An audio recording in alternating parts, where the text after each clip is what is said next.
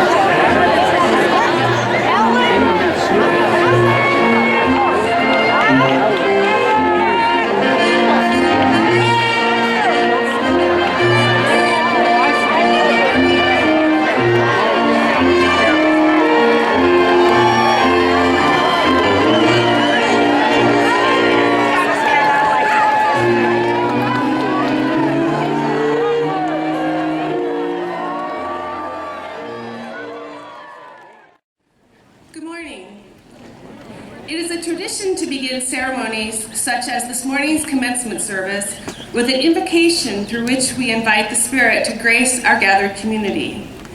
Given the rich religious and spiritual diversity represented by this community, one that includes people who may not identify as spiritual or religious, the question arises as to whose spirit we should invoke. This morning, I invite you to receive this invocation as an invitation to your spirit to live a life of deep purpose. Spirit of love. This morning we celebrate the Occidental class of 2015. We do so with hearts full of love for our graduates and in recognition of all of their accomplishments. We rejoice with family and friends who have walked alongside our newest graduates on their educational journey. We give thanks for faculty members, administrators, and staff people who have fostered their thirst for knowledge and supported them along the way. As the members of the class of 2015 transition into the next stage of their life, may they have the courage to follow their dreams and the strength to live with integrity as they embrace the mystery that lies before them. May they never give up on their quest for wisdom. May they always be inspired to use their gift and education to heal the broken, to bring hope to the hopeless, to speak truth to power, to resist the oppressive systems of our society, and to seek the restoration of our sacred planet. And as we rejoice this morning, let us all be ever mindful of our collective call to treat one another with loving kindness and compassion, and to serve as prophets, peacemakers, and advocates for equity and justice all the days of our life. Amen.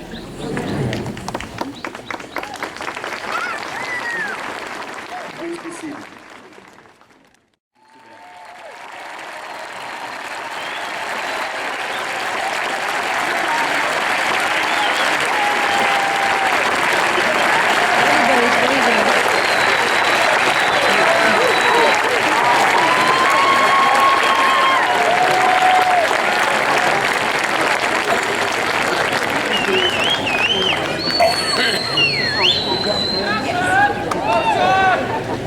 I would now like to acknowledge our faculty, whose teaching and professional work drove the education of our students, and who were often able to draw students into creative work that the students themselves did not think they would be able to do. I want to thank our faculty.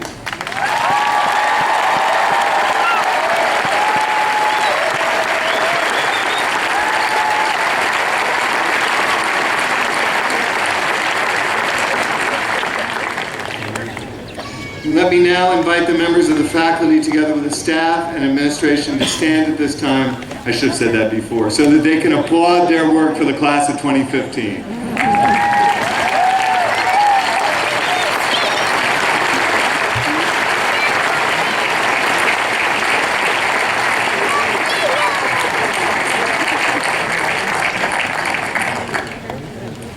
We are fortunate to have here with us on the platform a number of members of the Occidental College Board of Trustees.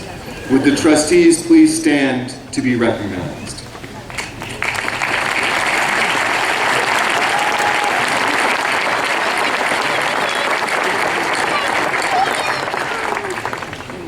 I would now like to introduce Dave Burkus.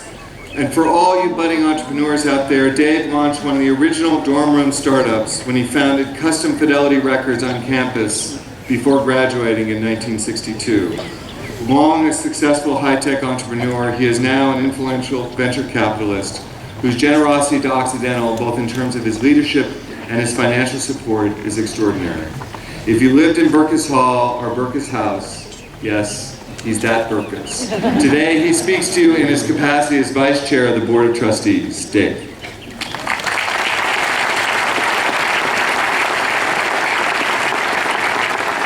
Thank you, President Beach. Well, the joke's on you. Vinyl is back.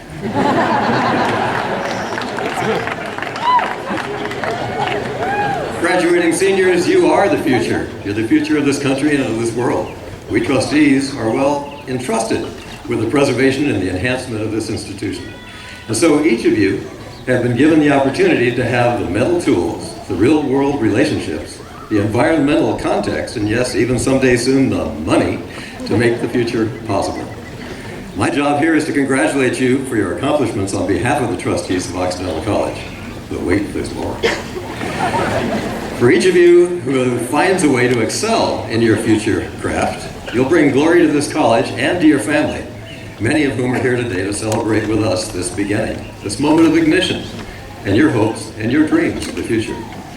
Your trustees, those who are here today on this dais, and those of us who are around the world, and those for tomorrow, will continue to steward this institution after you've left, and after we watch you climb those heights.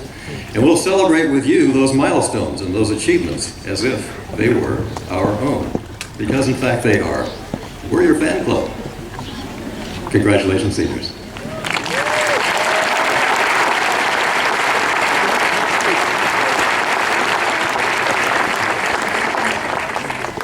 I would now like to recognize the service of three of the college's most distinguished professors who are retiring this year: Phoebe D., Don Deerdorf, and Robert Gottlieb.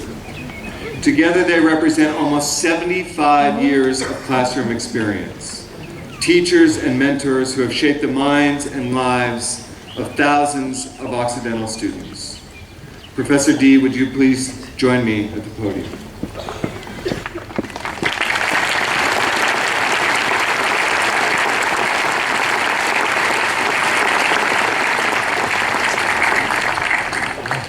Phoebe, your warmth, concern, and accessibility to your students and your effectiveness in the classroom the lab, and as a mentor are legendary. You have been a cornerstone of Occidental's undergraduate research program, for which the American Chemical Society has recognized you. Indeed, you are one of the reasons why Oxy's science programs have such an outstanding national reputation. In recognition of your many contributions, the trustees have granted you emeritus status. In recognition of this honor, Phoebe, I would like to present you with a diploma to commemorate the occasion.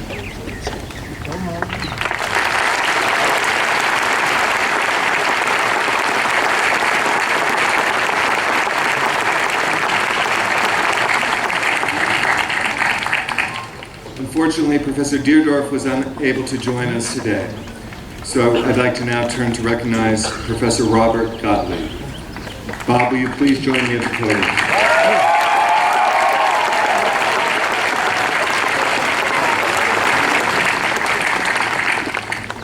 Bob, you are the visionary who shut down the Pasadena Freeway, yes, the Pasadena Freeway, for bicyclists, pedestrians, and who brought fresh produce to school children, who joined with others in revitalizing the Los Angeles River and pioneered community-based learning at Occidental. Your work has not only shaped the lives of generations of students, but will live on in urban and environmental planning, one of Occidental's signature programs.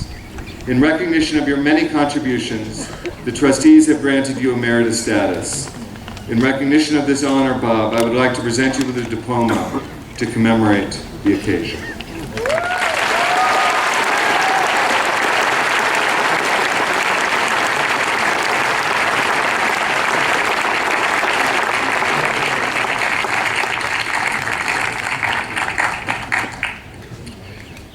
I would now like to introduce the fabulous Occidental College Glee Club under the direction of Desiree Levertu.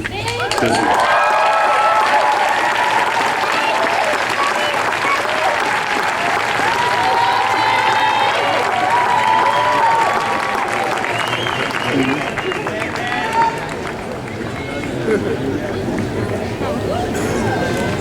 Great point.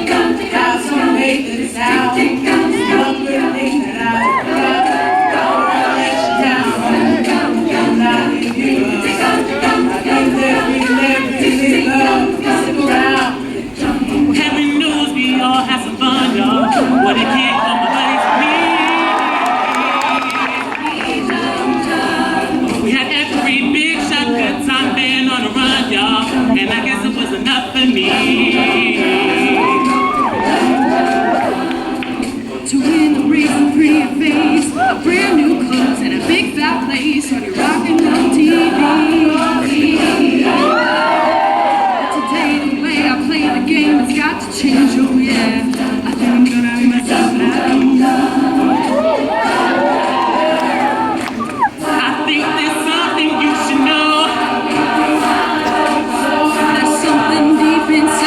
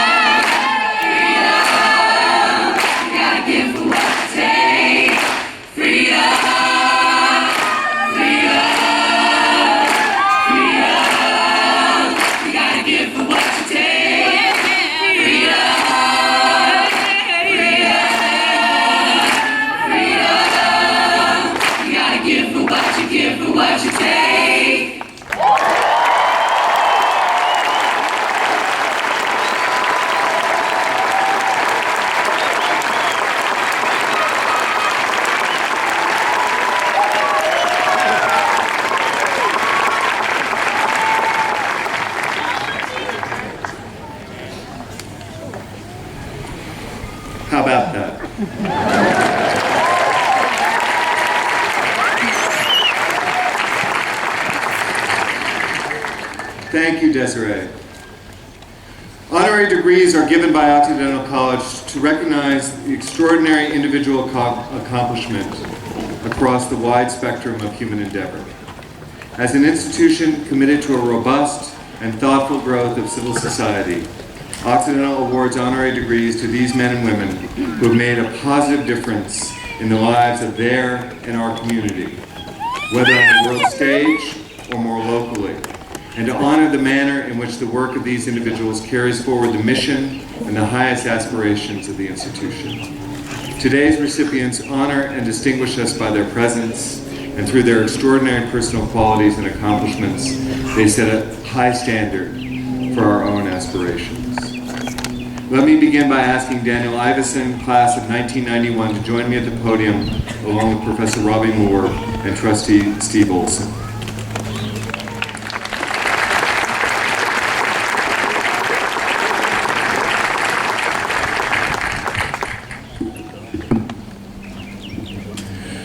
Early last fall, financial reporters flocked to the Newport Beach headquarters of the Pacific Investment Management Company, known worldwide as PIMCO, one of the giants in the money management business, with assets under management over $2 trillion. That's trillion with a T.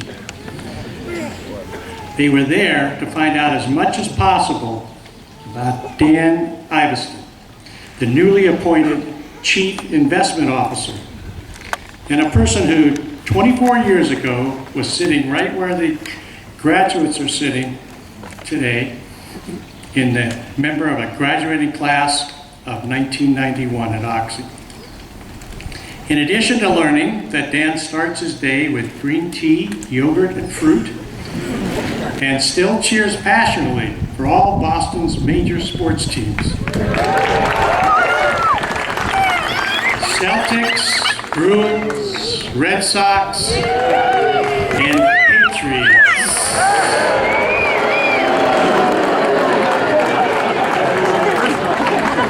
Exclusively, Dan?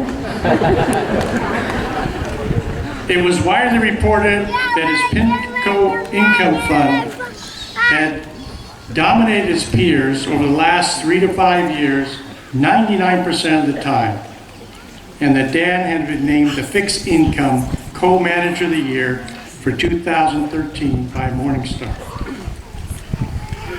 His coworkers praised his innate sense of risk versus reward, his incredible sense of value, and his inspirational leadership. In contrast to his high-profile predecessor, who shall remain nameless, Dan was quoted as saying that he will, and I quote, take a low public profile and create a structure more of shared responsibility spread across a broad management team, a climate that fosters idea generation and that encourages the younger, very talented managers to express their views. The words collegial and inclusive have often been used to describe Dan, qualities not always associated with the intensely competitive world of bond trading. We'd like to think that perhaps some of Dan's success stems from his 4 years at Occidental, and yes, I can't help it, his undergraduate major in, you guessed it, economics. Although others might contend that his MBA training at the Graduate School of Business, the University of Chicago in analytical finance, and his extremely long work hours, long even by PIMCO standards, played a role. But who really knows what accounts for Dan's remarkable investment prowess? After all, we note that his first-year writing seminar at Oxy was on the topic of magic, witchcraft, and the occult. Today, we are very proud to honor you, Dan, for your great success in helping those who have entrusted their savings in the funds under your guidance and for reaching the pinnacle of success in the world of asset management.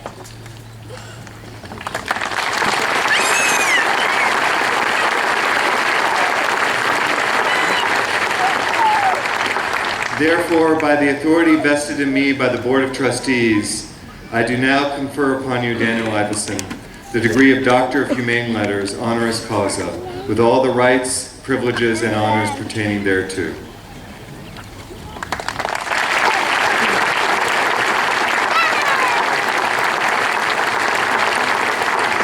Dr. Iveson, would you like to say a few words?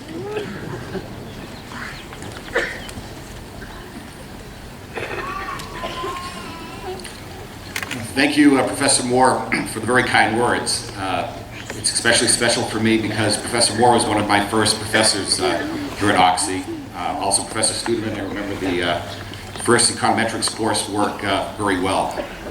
Let me start, though, by also thanking President Veach, the trustees, the faculty of Occidental College for granting me this honorary degree. I'm also privileged to share the stage with Secretary Johnson, and extremely privileged to be part of an event that is recognizing Staff Sergeant Scott Studeman, for he's the true hero today that died fighting for his country. I also want to congratulate the class of 2015, and that includes all the parents and relatives that are here today sharing in this great moment.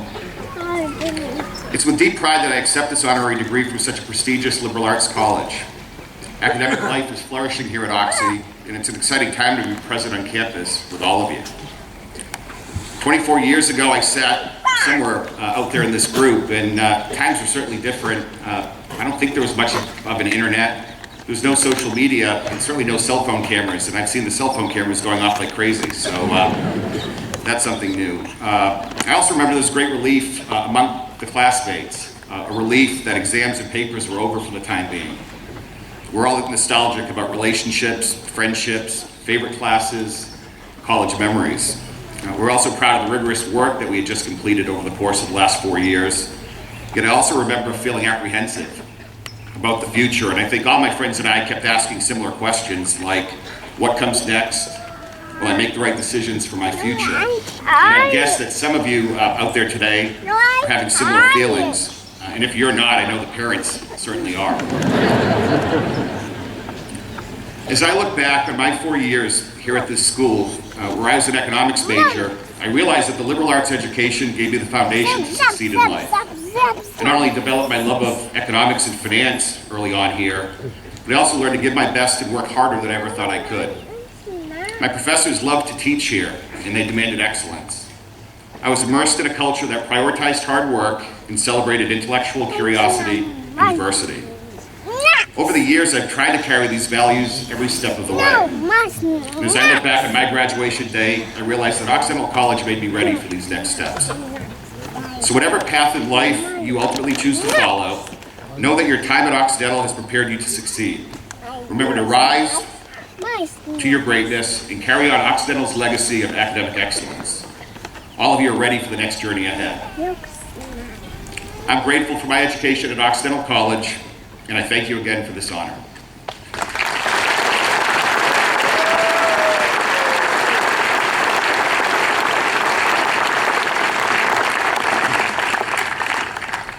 Let me now invite Professor Woody Studeman to join me at the podium, as well as Trustee Rary Simmons, class of 1953.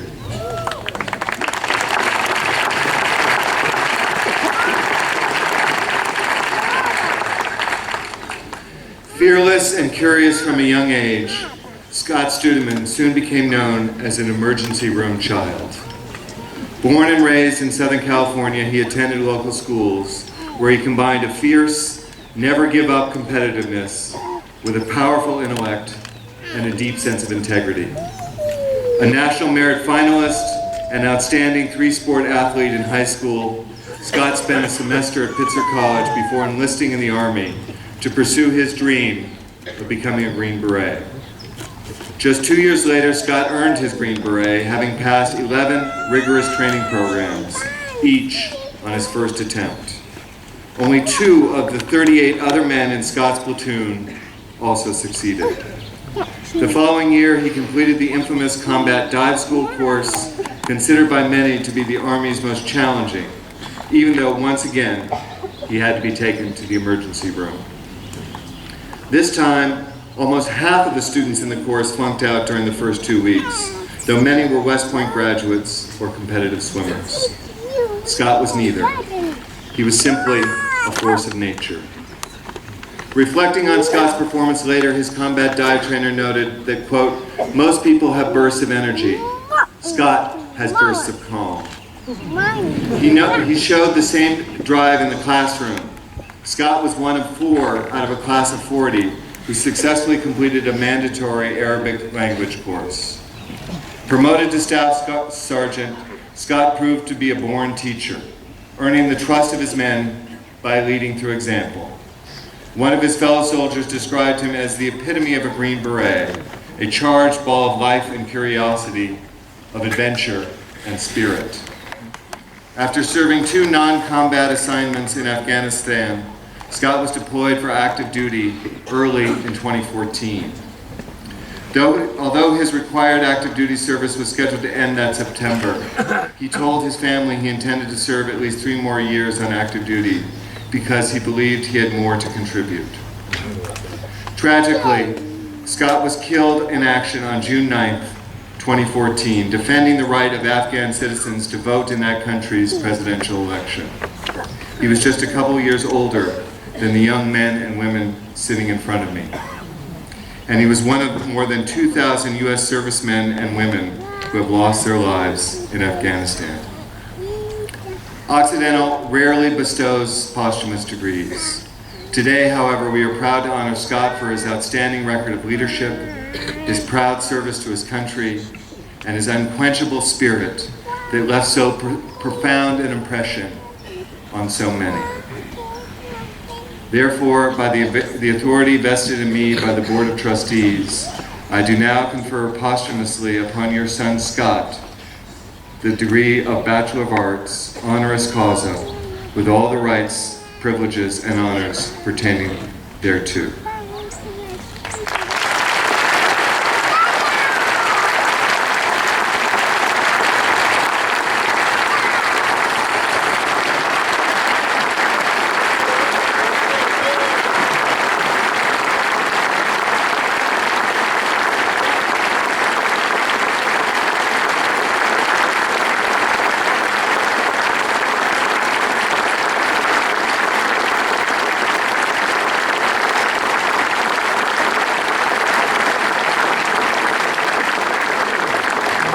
Here to accept on Scott's behalf is his father, the Lawrence Dereike Professor of Economics, Woody Studman.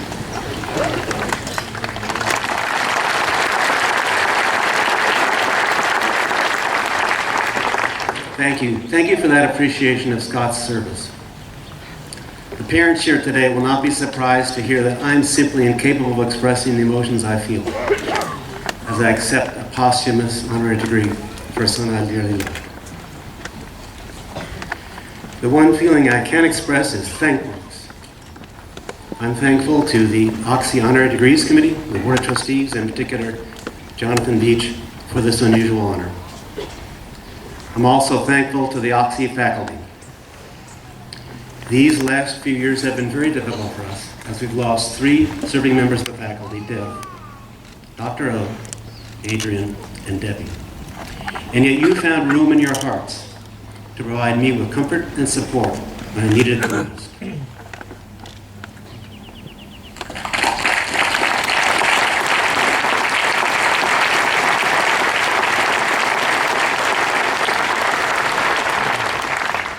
I'm also thankful to the Oxy staff, administration, and students, both past and present, for a remarkable series of random support, like hugs from vice presidents and gardeners, and little hearts drawn on sandwich wrappers at the Union.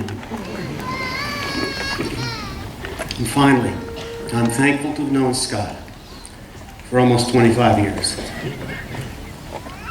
Scott loved this country, but he was no blind patriot. He believed in fairness and justice and democracy, so he abhorred racial discrimination, sexual violence, and mistreatment of homosexuals, and he took actions on his own behalf to carry out his beliefs. Now you might say,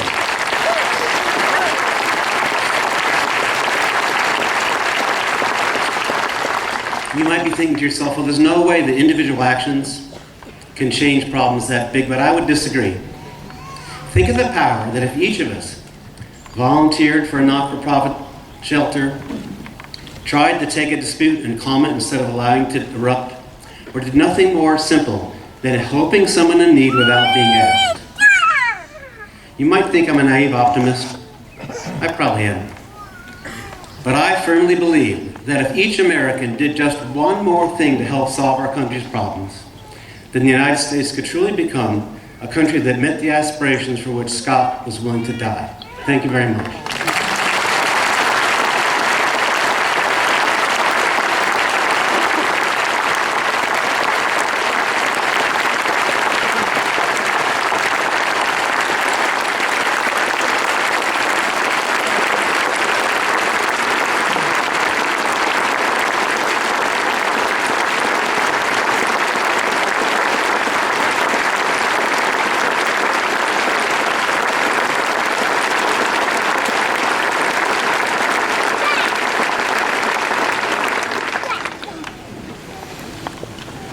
On this occasion in which we honor a fallen soldier, I want to take a moment to also acknowledge those veterans and active service persons who have devoted their lives in defense of our country and our value.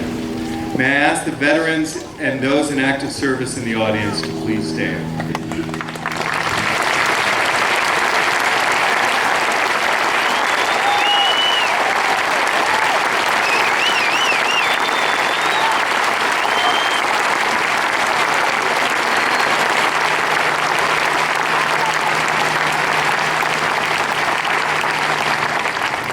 Now, as a tribute to Scott and his family, Desiree Levertu and the Glee Club would also like to offer a very special salute.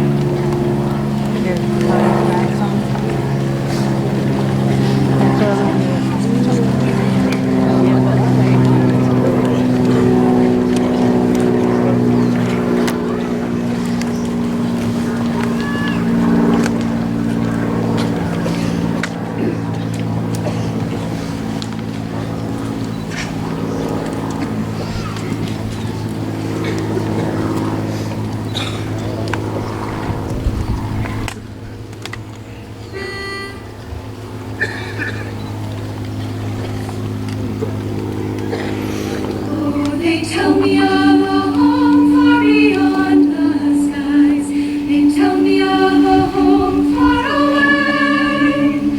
And they tell me of a home where the sun clouds rise. Oh, they tell me of an unclouded day. Oh, the land of cloudless days. Oh, the land of an unclouded sky. Oh, they tell me of a home where the storm clouds rise. Oh, they tell me of an unclouded day. They tell me of a home. They tell me of a home where my friends have gone. They tell me of a land far away, where the tree of life in eternal bloom sheds its shadows brightens the unclouded day. Oh, the land of cloudless days. Oh, the land of an unclouded sky. Oh, they tell me of a home where no storm clouds rise. Oh, they tell me of an unclouded day. They tell me of a king and his beauty there. Oh, they tell me that mine eyes shall behold. He stands on the hills that behold. In the city set that is made of gold. Oh, the land of clouds, land of an unclouded sky. Oh, they tell me of a home where no storm clouds rise. Oh, they tell me of an unclouded day. Oh, the land of clouds, land of clouds, land of an unclouded sky. Oh, they tell me of a home where no storm clouds rise.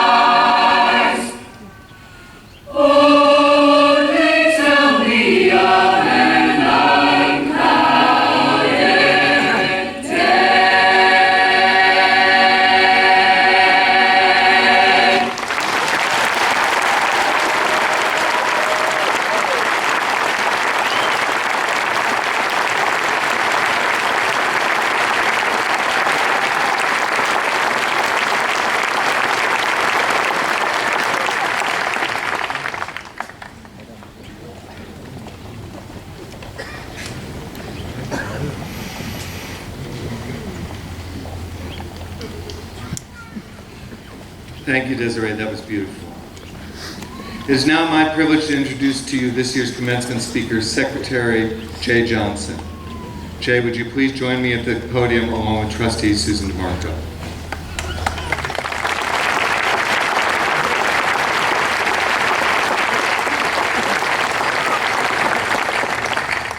Jay, when President Barack Obama appointed you Secretary of Homeland Security in 2013, your charge included protecting the United States of America from terrorism and addressing the country's broken immigration system.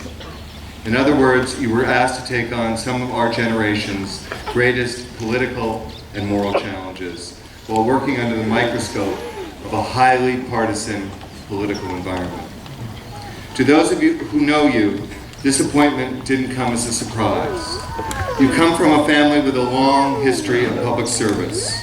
Your grandfather was an influential sociologist who served as the president of Fisk University.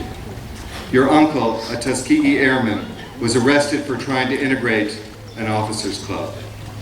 Your father was an architect who served on an urban planning commission for President Lyndon Johnson. As general counsel of the Defense Department, you skillfully spearheaded reforms to the military commission system at Guantanamo Bay and co-authored the report that paved the way for the repeal of Don't Ask, Don't Tell. You were tapped for that post after serving as general counsel of the Department of the Air Force under the Clinton administration and as a federal prosecutor in New York. To this daunting task, you have brought a great legal mind and an unshakable belief in the rule of law and the democratic process. Your former boss, Defense Secretary Robert Gates, praised you as, quote, the finest lawyer I've ever worked with in government, a straightforward, plain-speaking man of great integrity. You also bring with you remarkable powers of perseverance. I'm told that in order to get a date with the dentist who became your wife, you fabricated a number of maladies you did not have and made a suspicious number of appointments you did not need. Almost 250 years ago, future President John Adams was persuaded to serve as defense attorney for the British soldiers charged with murder after the Boston Massacre. The law, Adams said at the time, in all the vicissitudes of government, fluctuations of the passions, or flights of enthusiasm, will preserve a steady, undeviating course. It will not bend to the uncertain wishes, imaginations, and wanton tempers of men, end quote. Today, we are proud to honor you for the same unbending dedication to legal and moral principle under difficult circumstances, and for your distinguished record of service to our country. Therefore, by the authority vested in me by the Board of Trustees, I do now confer upon you, Jay Johnson, the degree of Doctor of Humane Letters honoris causa, with all the rights, privileges, and honors pertaining thereto. Ladies and gentlemen, Dr. Jay Johnson.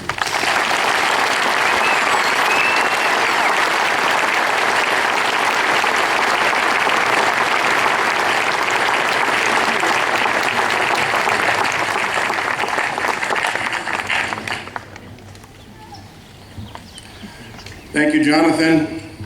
Members of the Board of Trustees, including but not limited to my wife, Susan DeMarco, faculty, students, and your families. Students, are you ready to graduate? That was really wimpy. Students, are you ready to graduate? Come on. Now, we're going to top that. Parents, are you ready to see them graduate?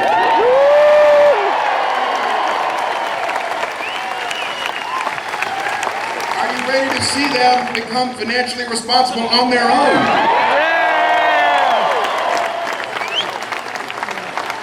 It is an honor to receive an honorary degree alongside two great Americans, Daniel Ivickson and Staff Sergeant Studenman.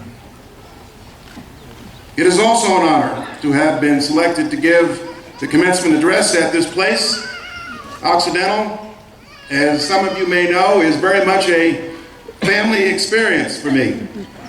Not only is my wife a member of the Board of Trustees, but as some of you may know, Jay Jr. is just completed his sophomore year. When we come here, some of you have gotten used to the enhanced campus security that you see around when I visit.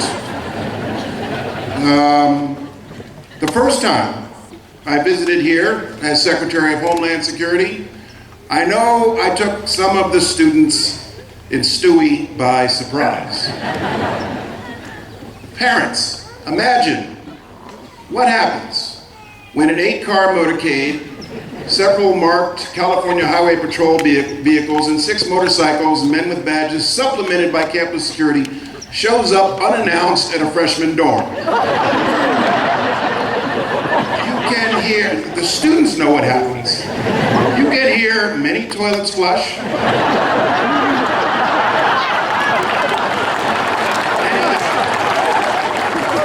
doors slam shut. Finally, someone sticks his head out the hall and says, "Oh, now I understand, Jay's dad is here." Our daughter goes to college not far from here, one of the Claremont schools. See, we've got some Claremont parents here whose tuition is less.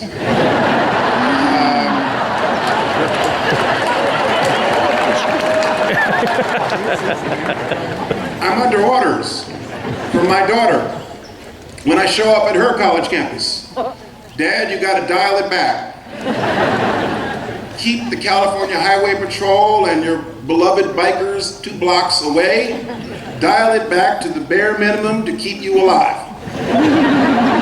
So, the first time I showed up at Natalie's campus,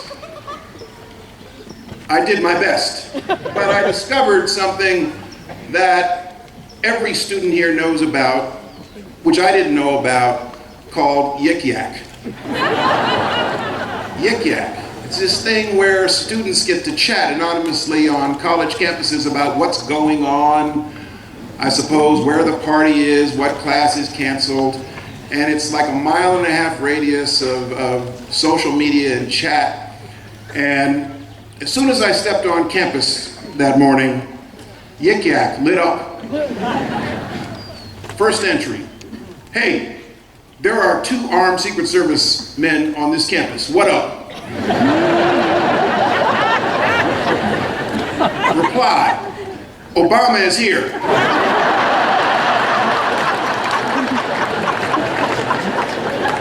Reply, Obama's not here. He's not even in the state today. Calm down. Next entry, Malia is here. She's out of college. No, she's too young. Calm down. My son figured out how to dial into the conversation going on and couldn't help but make fun of his dad. And he said, "No, it's Vin Diesel." Finally, somebody figured it out. And they said, "No, it's the fake Obama. He runs Homeland Security, don't you know that? His daughter goes to school here." And then somebody finally said, "Too bad, she won't get a date in 4 years now."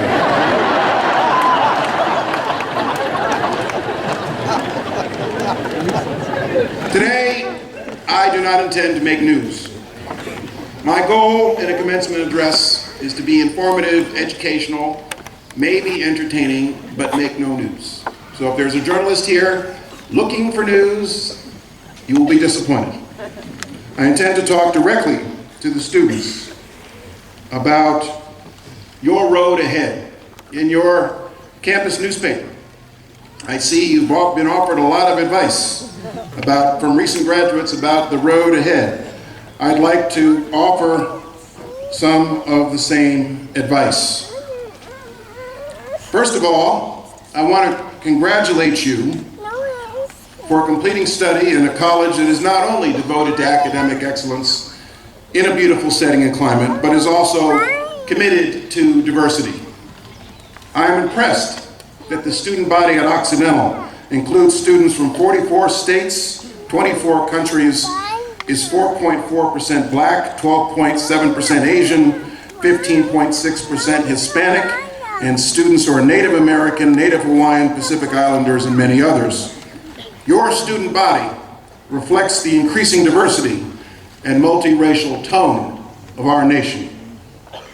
There is tremendous value in living, learning, socializing, dating, and partying in a community filled with people from different regions of our country and the world, of different races, religions, skin colors, nationalities, accents, and a graduation program with 8 languages.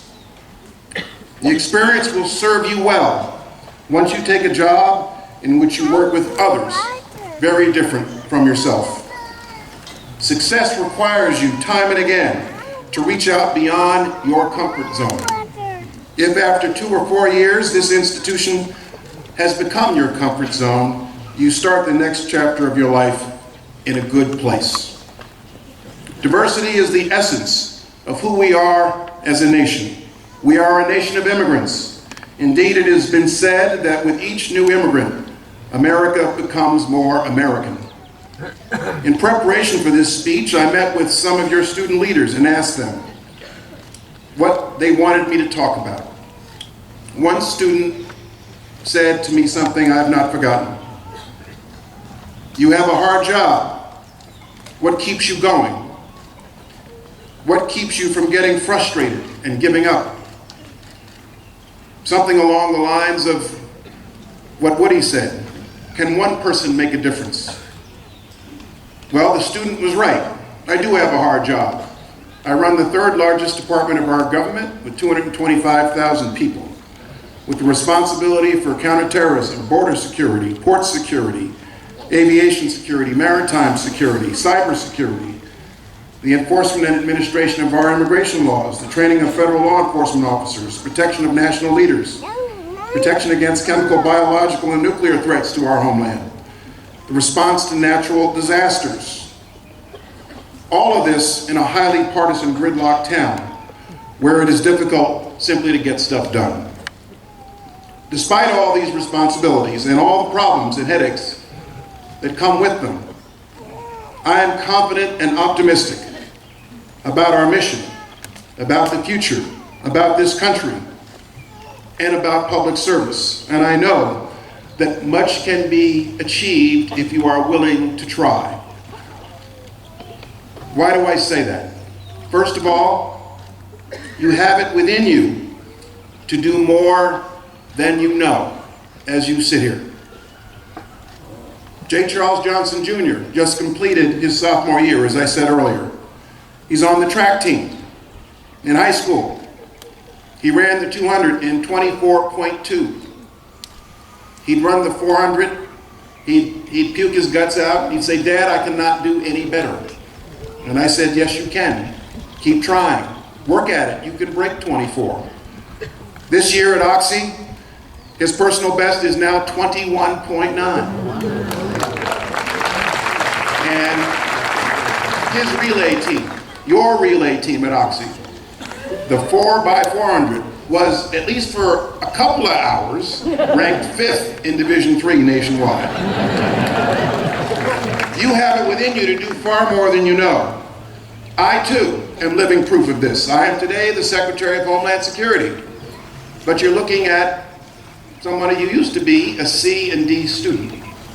In high school, in my house, a C on my report card was a gift. The only time I ever heard my mother utter a 4-letter word in her entire life was when she looked at my report card.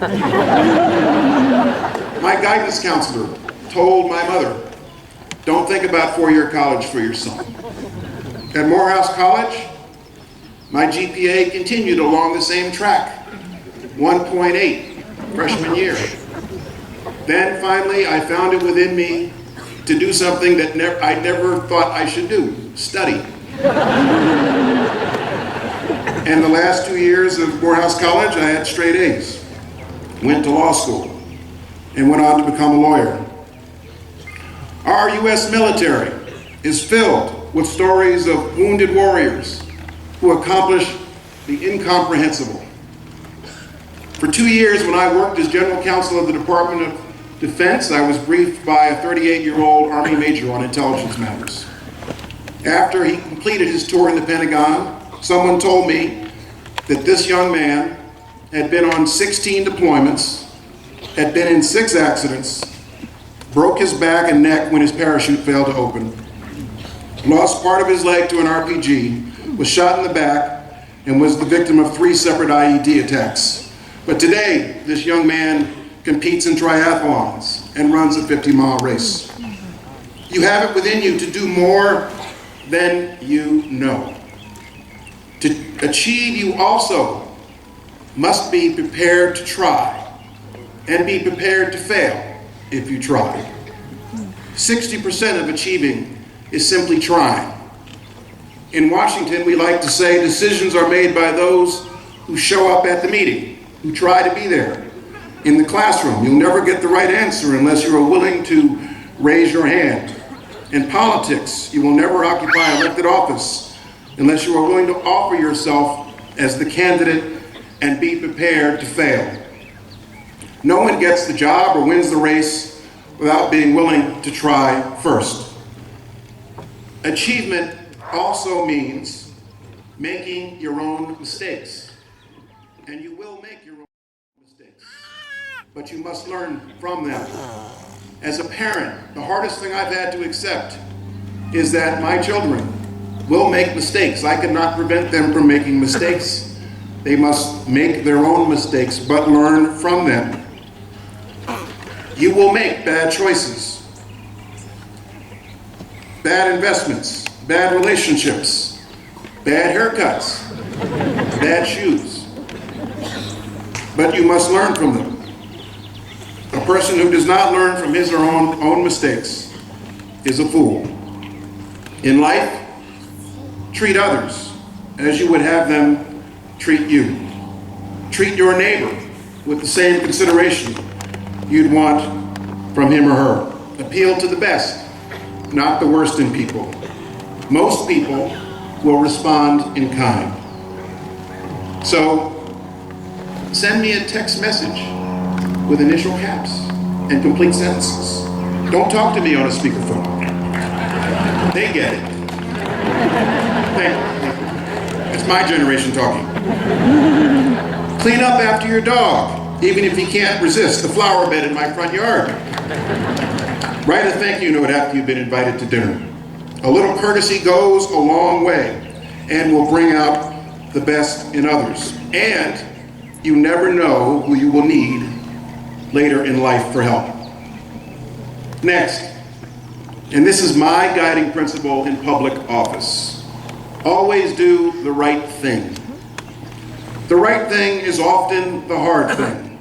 The right thing is rarely the expedient thing.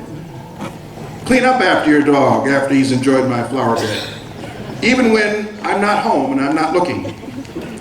Leave your card in the windshield of the parked car you dented, even if no one's looking. Be honest with people. Never lie. Never break a promise. Always keep your word. Treat your word as if it's the most valuable thing you own. Most of us are lousy at being dishonest or deceptive anyway. Eventually, the truth will catch up with you. More important, do the right thing for yourself. Doing the right thing means a clear conscience. A clear conscience means far more than you can ever appreciate. Doing the right things means feeling good about yourself as a person. Doing the wrong thing, deceiving people, is corrosive on your own dignity, your own spirit, and your own feeling of self-worth. Next, consider a career in public service, in public policy, service to others. Ask yourself why a National Merit finalist, Staff Sergeant Studenman, was prepared to put his life on the line for others and then sign up for 3 more years. Benjamin Mays, the president emeritus of my college, Morehouse, used to say, we earn a living by what we get, but we earn a life by what we give. Consider a career in public service, service to others. The thing I value most about my career is my public service. No matter what I accomplish in private life, As a lawyer, as a corporate lawyer, I know that the first paragraph of my obituary will be about my public service. The opportunity to serve others and make a difference is self-satisfying and simply makes you a happy person. Do these things and you will do and see great things within the arc of your own adult life, beyond your comprehension as you sit here right now. Life is amazing. The opportunities in this country are amazing. One of the best things I love about this country. How many of you here have seen the classic film, Guess Who's Coming to Dinner? Raise your hand. Lots of you. It stars Spencer Tracy, Katharine Hepburn, Sidney Poitier. In the movie, a white college-age daughter meets an older black man at a university in Hawaii, falls in love with him, and brings him home to San Francisco to meet her parents for dinner. The daughter wants her parents to approve of this extraordinary situation in just a few hours before they leave to get married. The movie was made in 1967, during the Civil Rights Movement, while Martin Luther King was still alive, and interracial marriage was illegal in 17 states. I recently rewatched the movie. In the movie, there was an incredible line that caught my attention, which I had heard before, but it had new meaning to me. It's an exchange between Sidney Poitier and Spencer Tracy, where Tracy, the dad, is asking Sidney Poitier, the future son-in-law, about the prospect of raising interracial kids. Question: have you given any thought to the problem your children are going to have? Answer: yes, and we'll have children. Question: is that the way my daughter feels? Answer: she feels that every single one of our biracial children will be president of the United States, and they'll have colorful administrations. That was in 1967.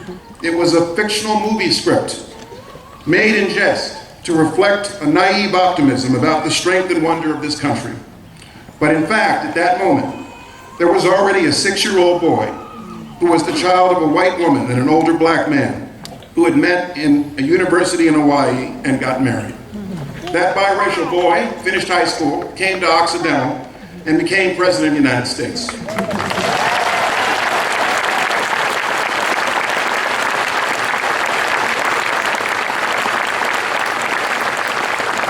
I can tell you firsthand, he has a colorful administration. I'm told that today there is alive on this planet someone who will live to be 200 years old. My father is 84 years old. He graduated college, sat where you are, 62 years ago. The year he was born, his grandfather, an emancipated slave, was still alive. My father grew up in the segregated South and traveled to college in a segregated railroad car.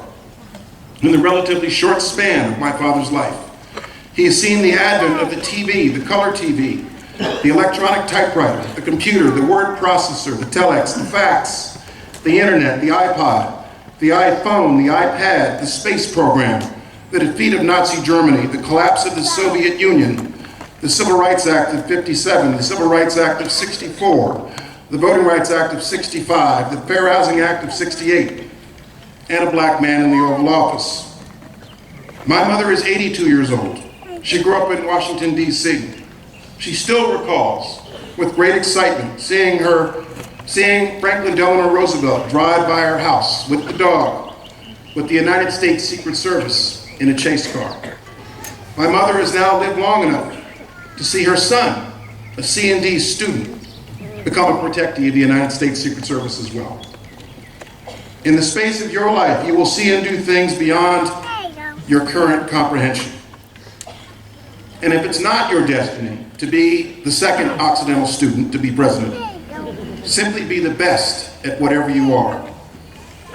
As Martin Luther King, the most famous graduate of Morehouse, used to say, if you are assigned to sweep streets, then sweep streets like Michelangelo painted pictures.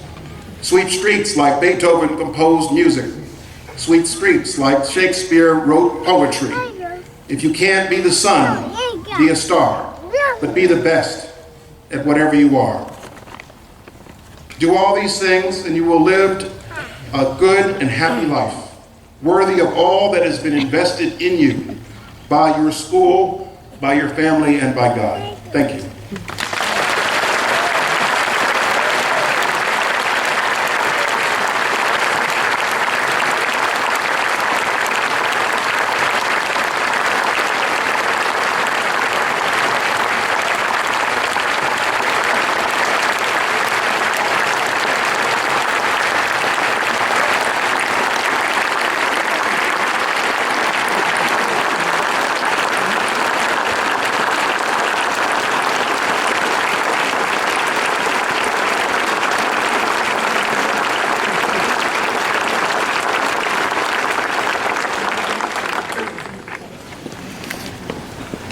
Very moving ceremony. I want to thank you, Jay, and thank all of our honorees. We are proud to have you as members of the Oxy family and honored to have you here today. We now move to the moment students have been waiting, the granting of degrees. Do you think we should do that? We're running low on time. The Dean of the College will now present the candidates for the baccalaureate degree, Dean Jorge Gonzalez.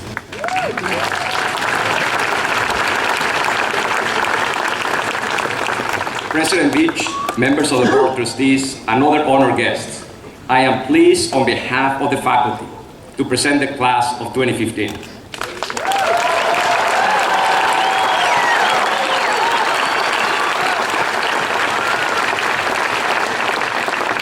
It is hard to believe that it's been 4 years.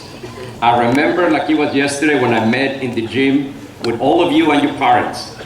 And at some point I told the students, it's time for you to go, and I stayed in the gym with the parents and the families. And we talked, and we cried a little bit. And we talked about how difficult it was gonna be to put the car in drive and let the kids behind in college. And it was difficult. And, but your families were willing to do that because they believe in the Occidental promise, because they place their trust. They brought what is most valuable in their life to Occidental because they believe that Occidental will make you a better person. Well, today, 4 years later, I'm absolutely thrilled to present to you the outcome of the Occidental promise. The outcome of the Occidental promise, which are citizens which are more engaged, they're more critical, they're more analytical, they are more creative, they're more committed. This is what Occidental promised, and this is what we're delivering to you today. President Beach, members of the class, could you please rise and remain standing?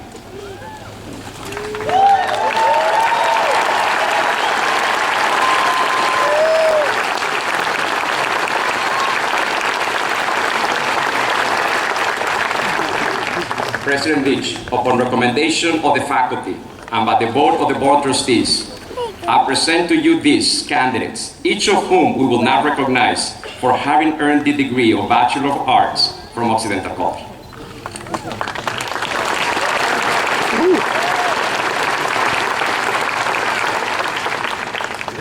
Members of the class of 2015, you are now about to be advanced to the baccalaureate degree. The presentation of your diploma is a symbolic act, an act by which you are admitted to the company of graduates of Occidental College and enter your new role as alumni of the college.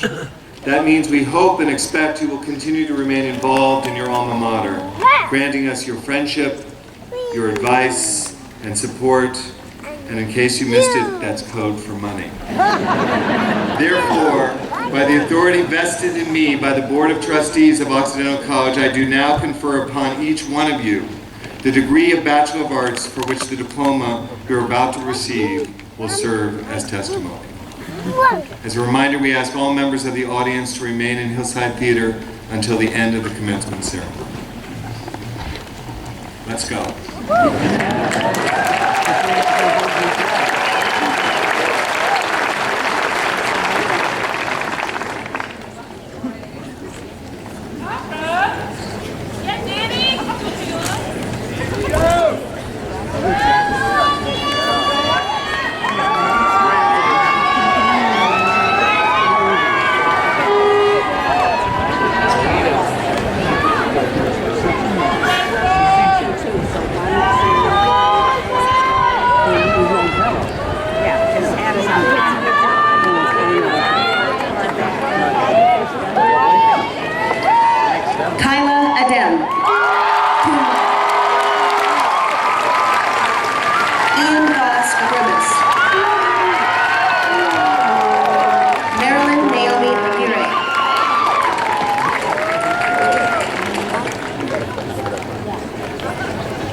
Ashley Omotayo Ajayi.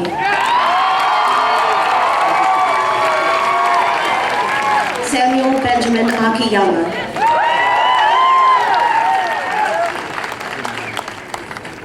Bernardo Alba de la Hoz.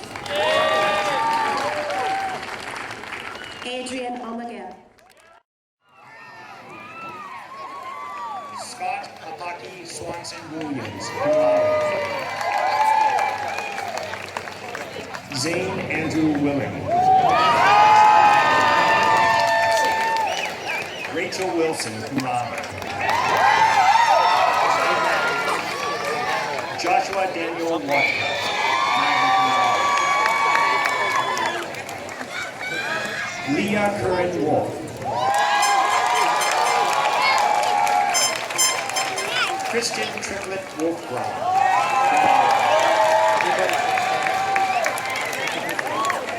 Jonathan Robert Wall. Sita Shuji Sweet Wong.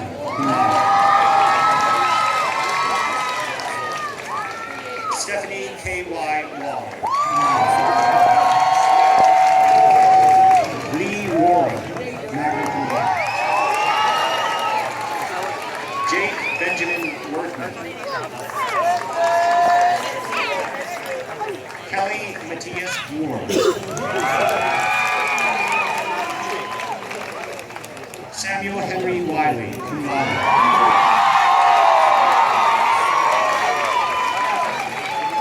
Catherine Chizuet Yanagi, cum laude. Yuan Shuen Annie Yang, cum laude. Of Occidental College Class of 2015.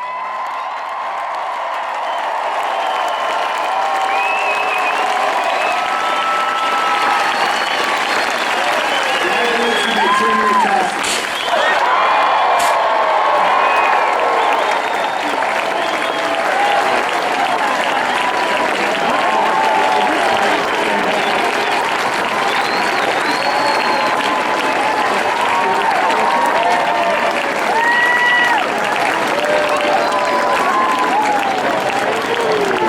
Please be seated. Wondering what those things are about. Up in the sky. Up in the sky.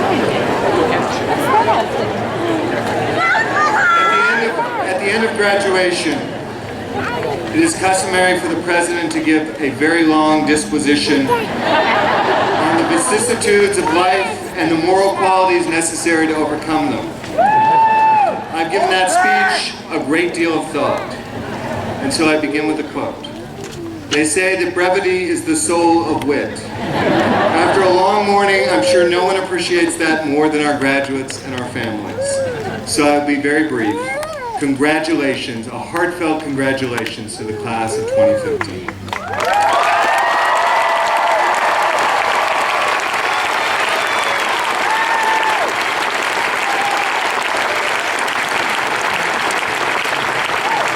Please stand for the closing benediction offered by the Reverend Dr. Susan Young.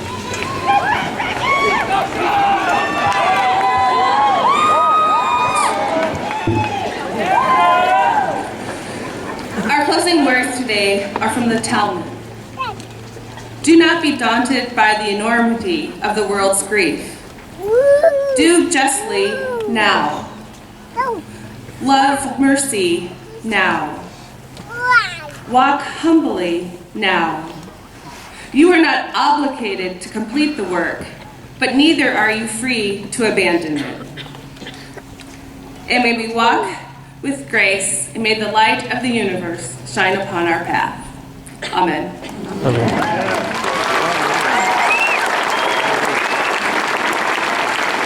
Please remain standing and join the Occidental Glee Club in the singing of the alma mater Occidental Fair.